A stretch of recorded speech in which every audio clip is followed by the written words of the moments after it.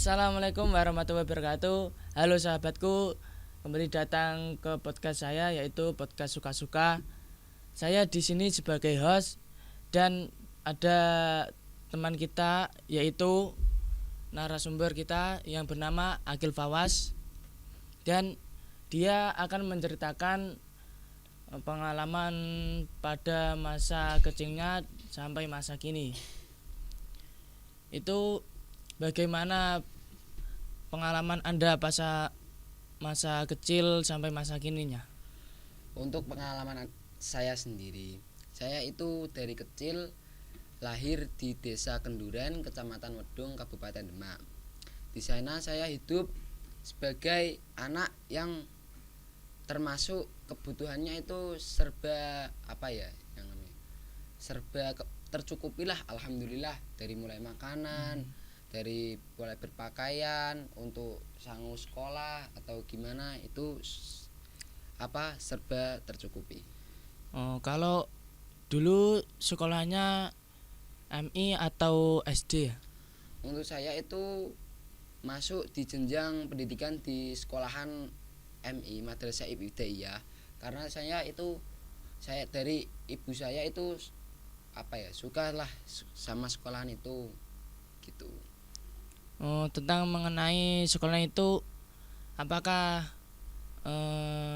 menarik atau bagaimana?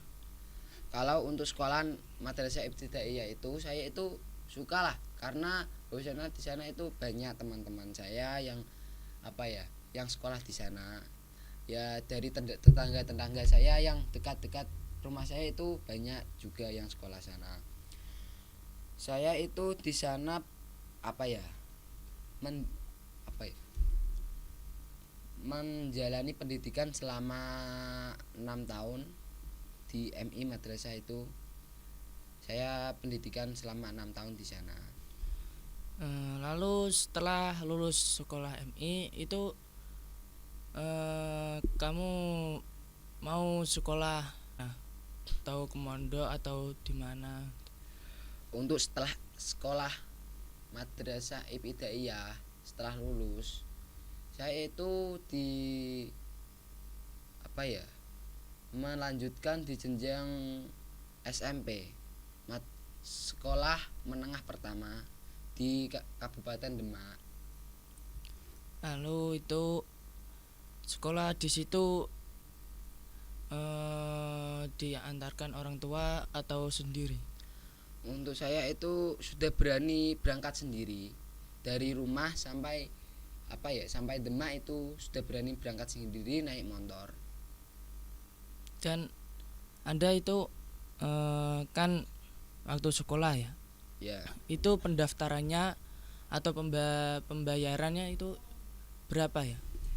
Untuk masalah pendaftaran, biaya itu membutuhkan dana sekitar, kalau nggak salah, kalau itu kan sudah lama ya, maaf ya, sekitar 1.500.000 kayaknya. 1.500.000. Ya, sekitar biaya segitu. Lalu di sekolah itu kan pasti kan umumnya kan ada organisasi seperti OSIS atau pramuka. Itu kamu ikut gak selain mengikuti OSIS atau pramuka? Kalau organisasi, saya itu cenderung ingin masuk ke organisasi pramuka. Organisasi pramuka ya. Kalau bisa dijelaskan mengenai tentang pramuka? Pramuka itu gerakan pramuka yang tujuannya untuk mendidik siswa untuk disiplin, terus terampil, cermat, dan gembira. Tujuannya pramuka itu seperti itu. Dan ada banyak lah kegiatan-kegiatan dari organisasi pramuka untuk anak didik atau anak peserta didik. Dan pramuka itu cukup menarik ya? Ya, bagi saya. Kalau bagi teman-teman atau Anda sendiri itu saya kurang tahu. Oh gitu. Kalau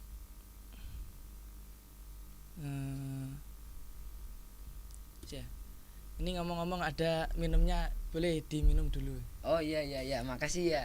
Ya. Mas ya ini nih repot-repotan aja. Enggak apa-apa. Ini cuma ngobrolan, enggak apa-apa sih. Ngomong-ngomong, Mas ini tuh apa ya? Dari mana asalnya? Saya itu dari ya Demak sih. Maksudnya kecamatannya itu Wonosalam. Oh. Ya ya ya. Lalu pas pendapat Anda tentang pramuka itu bagaimana?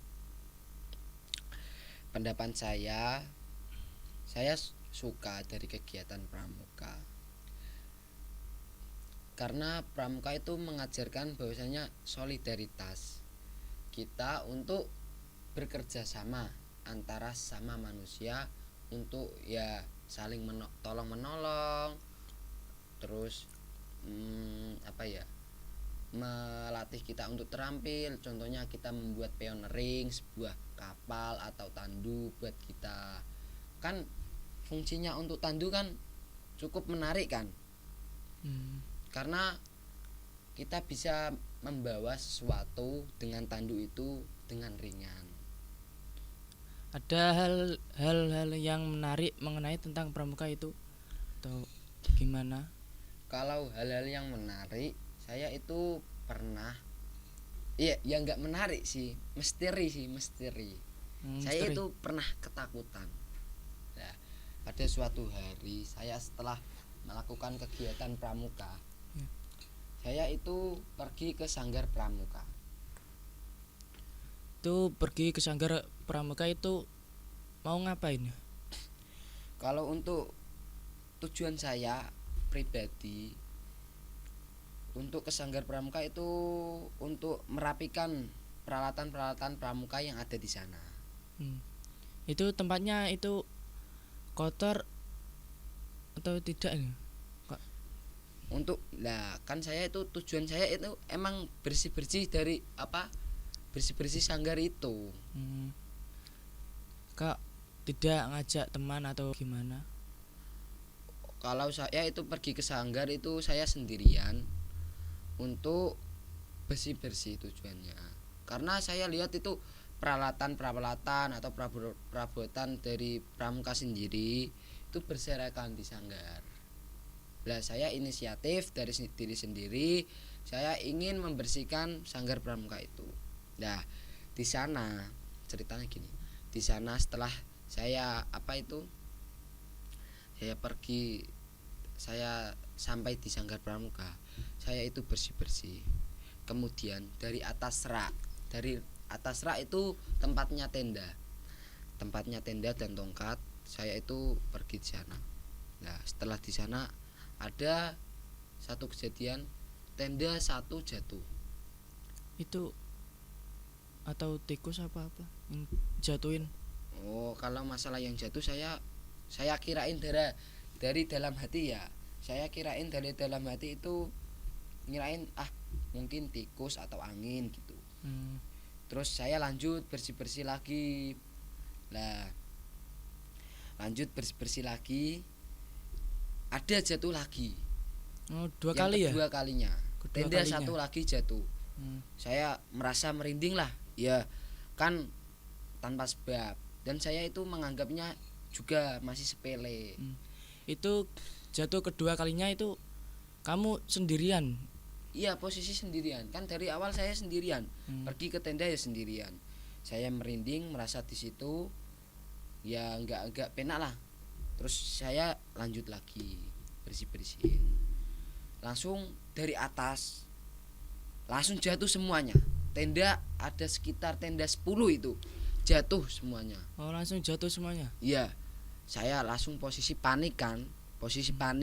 Saya itu langsung pergi, lari dari sana. Takut gitu? Iya, saya itu lari ke ruangan guru saya. Kan di sana ada teman-teman saya yang lagi rapat di sana, membahas apa saya tidak tahu karena saya membersihkan itu. Lah, saya itu langsung pergi ke guru saya, cerita bahwasanya ada kejadian di sini kejadian tadi saya ceritakan semuanya ke guru saya itu, guru pendamping pramuka saya situ. Nah terus saya ditenangin, guru saya ditenangin, suruh minum air. Sepertinya airnya itu dibacakan doa semacam itu. Tapi ya saya nggak tahu, terus saya minum. Setelah itu bagaimana rasanya? Ya setelah itu saya ya alhamdulillah rileks, tenang. Setelah melihat kejadian itu, Mas Akil ini bagaimana rasanya? Di badan itu seperti kayak apa, merinding atau kaku gitu?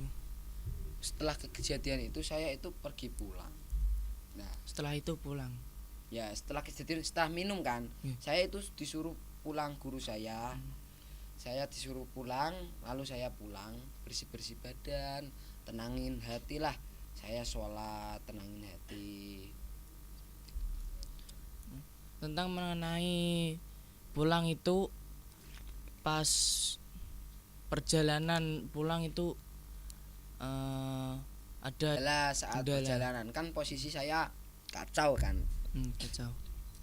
Posisi saya itu ya mungkin dari kan saya sudah ditenangin guru, tapi kan dari batin saya kan masih ada yang ganjel atau gimana, masih rasa takut. Nah saat perjalanan pulang, untuk saat perjalanan pulang itu saya hampir saja menabrak seseorang.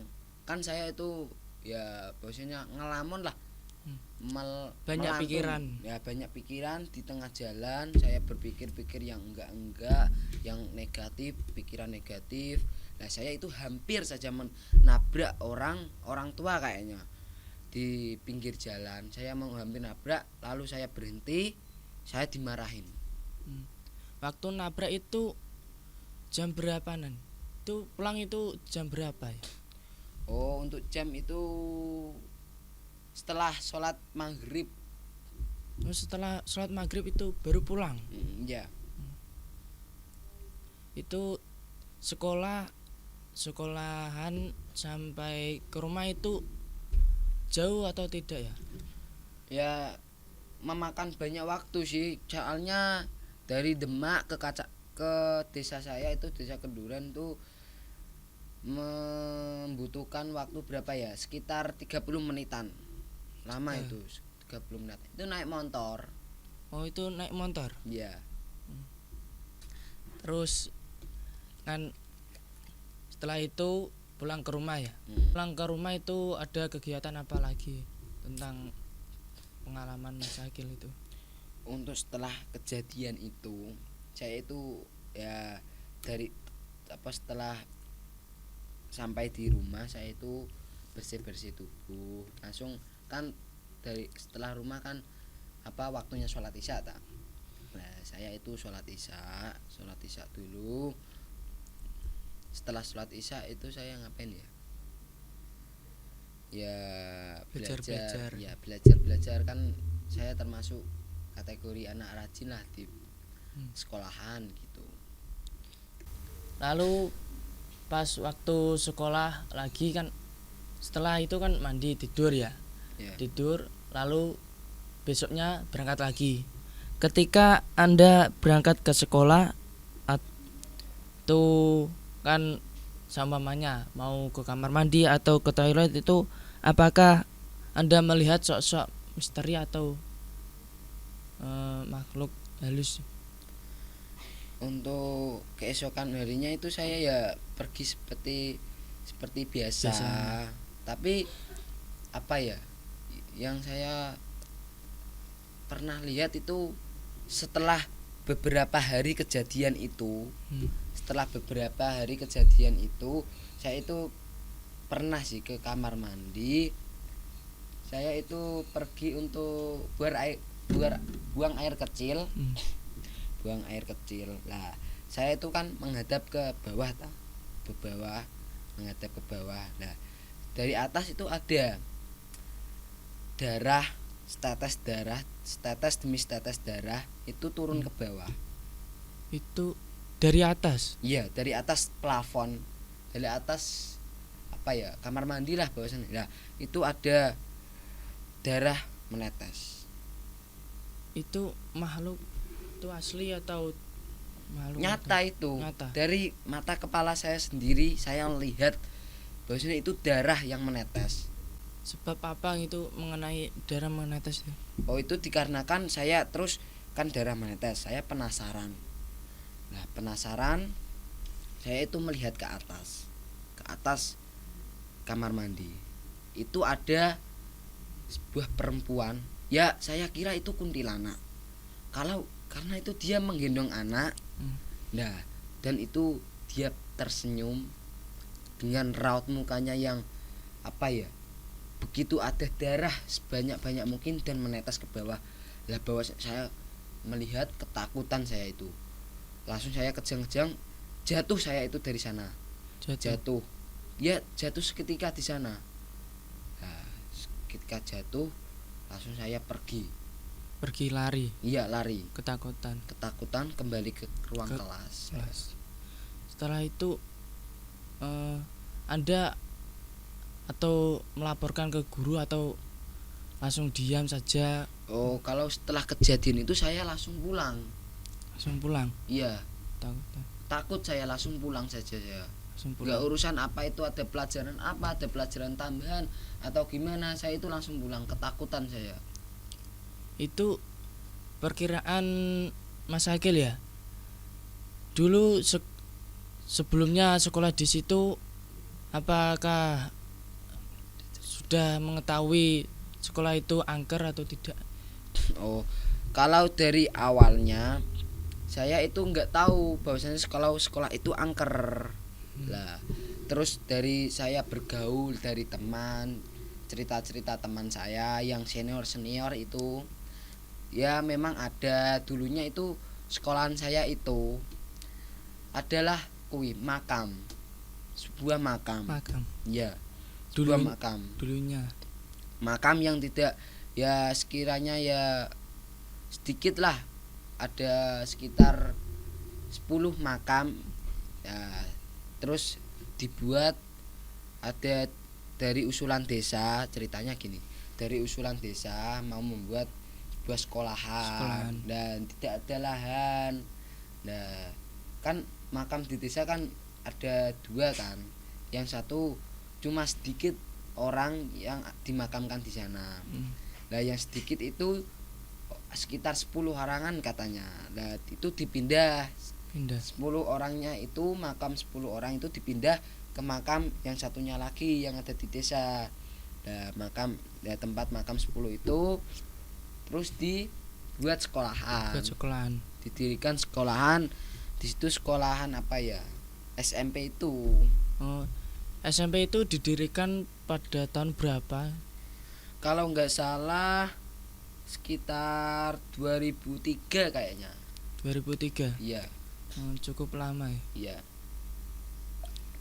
Tapi tentang Mas Akil ini belum tahu ya, ada misteri-misteri atau gimana di SMP itu. Iya.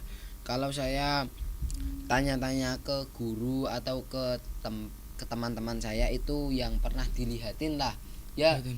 Yang dilihatin tuh nggak cuma saya saja, tapi banyak teman-teman saya yang dilihatin. Oh, teman-teman juga dilihatin. Ya, kadang itu kalau apa ya, ke kamar mandi atau ke ruang-ruang kosong, ke gudang itu sering dilihatin. Ya, dilihatin sama makhluk-makhluk halus yang penghuni yang ada di sekolah saya itu.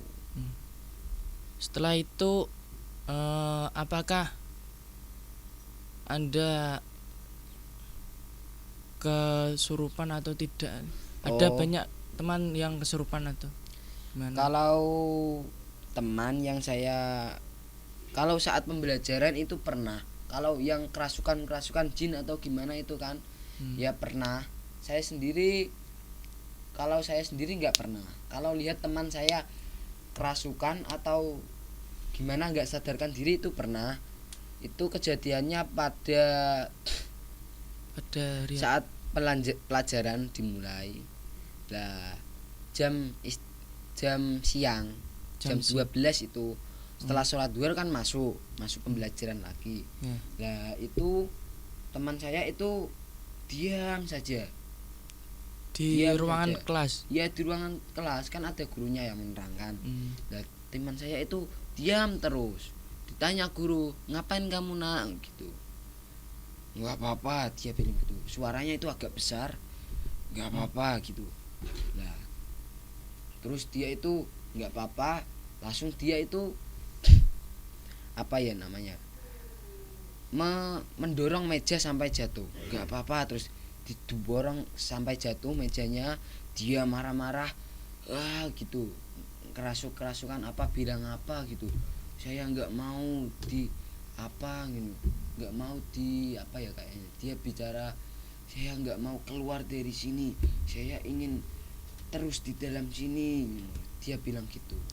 Itu adakah teman kamu atau gimana mau laporkan kepada kepala sekolah ya? Kesurupan. Ya saya kan ketua kelas dari itu kan, dari ketua sekolah kelas. itu dari sekolah, dari ruangan itu saya ketua kelas. Sebagai ketua kelas saya konfirmasi kepada kepala sekolah, kenapa sih ada teman-teman saya itu ada yang kerasukan, ada yang apa ya, ada yang melihat hal-hal yang misterius gitu. Terus guru saya itu sudah sewajarnya, mungkin itu dari apa ya namanya ya, dari keturunan atau gimana, kepala sekolah saya bilang gitu. Ya saya ya bilang, oh gitu ya Pak, mungkin ya dari saya sendiri mungkin ada keturunan dari mbah-mbah saya, mungkin saya percaya gitu aja. Karena kan saya orang Jawa, diri sendiri saya percaya bahwa saya ada hal-hal misterius seperti itu. Selama sekolah di SMP itu kan 3 tahun. Ya. Itu setelah sekolah SMP itu kamu kan lulus, sekolahnya itu di mana lagi? Kalau saya itu pergi ke sekolahan SMK Jepara. Jepara. Ya. Kan saya itu kan Wedung perbatasan dari Jepara. Nah, saya itu pergi sekolah dari Jepara itu. Di SMK apa ya lah, lupa saya. Seperti itu. Lalu pas sekolah SMK itu apakah ikut organisasi seperti di SMP? Organisasi pramuka. Kalau di SMK itu saya itu apa ya, nggak tertarik lah sama organisasi yang ada di sekolahan itu. Kenapa kok tidak tertarik? Ya biasanya saya itu depresi atau gimana lah kalau saya itu pulang terlambat seperti yang ada di SMP itu. Waktu dulu. Ya kan saya itu kan sering pulang terlambat untuk kegiatan apa gitu. Saya nggak mau terulang lagi gitu. Setelah apakah di sekolahan SMK itu ada kejadian seperti di SMP atau tidak? Untuk kejadian nggak pernah sih, karena saya yakin bahwasanya itu bukan karena diri saya sendiri. Itu karena apa ya, asli dari sekolahan SMP saya itu bahwasanya angker lah, banyak penghuni yang jahil atau usil yang sering menampakkan dirinya. Setelah itu lulus dari SMK itu kuliah atau kerja atau bagaimana? Kan saya itu menjenjang pendidikan di Jepara itu kan selama 3 tahun. Nah saya itu sekolah 3 tahun di sana, langsung lulus itu pergi ke perantauan dari Jawa. Perantauan dari ke Kalimantan untuk menempuh kerja di sana. Itu kerjanya atau sama teman atau sendiri, ngerantau sendiri? Oh saya itu kalau masalah kerja saya itu ikut sama tetangga saya. Kan tetangga saya ada yang anak perantauan Hmm. dari bos apa ya, bos pabrik minyak sawit gitu loh. Kan di Kalimantan itu kan banyak produksi minyak sawit kan. Nah saya itu ikut tetangga saya yang bos sawit itu. Itu penghasilannya itu sehari atau sebulan? Untuk penghasilan yang namanya saya kan ikut sama apa ya, sama tangga saya itu, kan saya anak buah bukan bos, jadi penghasilan ya ditentukan sama bos itu. Itu berapa penghasilannya? Untuk penghasilannya kalau 1 bulannya itu sekitaran 4 juta. 4 juta. Ya itu lumayan lah buat anak muda seperti saya, itu cukup lah untuk kebutuhan sehari-hari itu. Itu ini kan rantau sudah berapa lama di sana? Saya sekitar lebih itu dari lulus SMK itu sekitaran 5 tahun ada kayaknya di sana. 5 tahun. Iya. Cukup lama ya. Ya alhamdulillah semenjak 5 tahun itu saya itu sudah mempunyai modal usaha. Dosa. Ya sekarang saya itu berusaha, ya alhamdulillah jadi bos apa ya, perabotan rumah tangga, Perabotan. seperti peralatan masak, peralatan apa itu. Itu pengusahanya di rumah atau pas rantau? Kalau usaha saya tetap di Kalimantan. Tetap di Kalimantan. Kalau di Jawa sendiri ya saingan untuk berusaha itu sangat sulit, sangat banyak. Sulit. Ya sulit karena penduduk di Jawa itu sangat padat. Ya berkembangnya zaman kan selat padat kan penduduk di Jawa. Nah saya prinsipnya saya pergi ke Kalimantan aja, saya buka usaha di sana dan mendirikan toko di sana. Karena 2000 kan ini 2000 berapa? 2024 23 ya? 23. Ya kan katanya ada rumor-rumor ibu kota mau dipindah ke Kalimantan kan. Nah saya kan wah masuk itu nanti kan penduduk Kalimantan juga makin banyak atau gimana gitu. Untuk kesimpulannya Mas Akil itu semenjak waktu kecil sampai kini bagaimana? Untuk kesimpulan saya ada 2. Untuk yang masa SMP yaitu apa ya, bahwasanya saya itu percaya bahwasanya ada jin atau setan yang di sekitar kita. Karena apa? Itu termasuk ciptaan dari Allah Subhanahu wa taala. Jin dan setan itu saya meyakini bahwasanya itu ada. Untuk motivasi untuk buat anak remaja Indonesia, jangan buang-buang waktu Anda untuk berfoya-foya, melainkan kita harus bekerja keras untuk meraih rupiah demi rupiah yang kita dapatkan. Karena anak remaja itu bukannya untuk berfoya-foya tapi untuk bekerja keras. Mari anak muda Indonesia selalu bersemangat untuk bekerja, saling membantu atau mencari rupiah.